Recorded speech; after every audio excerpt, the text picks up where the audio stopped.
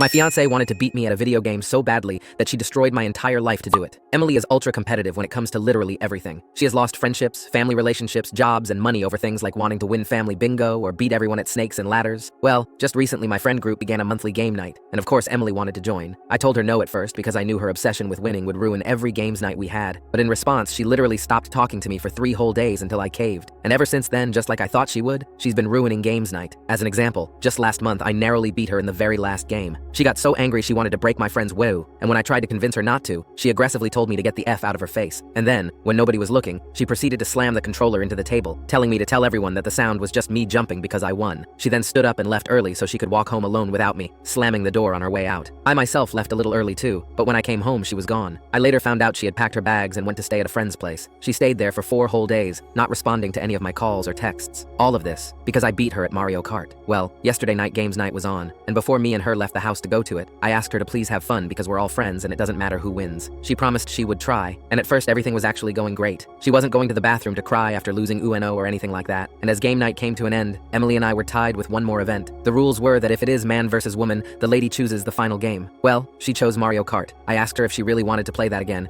and called me a chicken saying she is getting her revenge. Now I know you may be thinking just let her win, and that would be great advice, except she gets even angrier when she thinks you let her win. There was one time I did that, and she got so mad she screamed at me and started throwing things at the wall until the police were called. Anyway, as we started racing, it was a tight race. She kept hitting the banana peel, but she kept catching up. The last lap she started trying to distract me with, for her, basic insults like calling me a dwarf because of my height. That didn't work though, so she then tried bumping me to distract me. However, I was simply too locked in. We were in the final leg of the race. I was ahead by a tiny amount, and that's when she snapped. In a fit of what sounded like genuine rage, she screamed, "At least I didn't get sad by my own effing dad!" I instantly froze up and dropped the controller, and she passed me and won. Now, for some majorly needed context, Emily is the only person in my life who knows about my trauma. My trauma affects me so much that even to this day I still get visions of my dad in the corner of my room at night. When this happens, I break into a sweat, I can't breathe, and I get full-blown panic attacks that have led to hospital trips. This is by far my deepest wound and my biggest sore spot, and she used it against me. Well, as soon as she won, she jumped up and started jumping up and down with joy, screaming and dancing that she won. From what my friends told me, she kept that up for a while until she saw my face. That's when she stopped. My friends were in complete shock, asking me if it was true. I couldn't speak, I couldn't breathe, and I simply got up, wished them a good night, and without saying a word to Emily started walking home. She tried calling and texting me, making excuses saying I should know how she is, and that she just wanted to win so badly. I eventually responded that I just needed space, and told her to please stop calling me. I don't know what to do.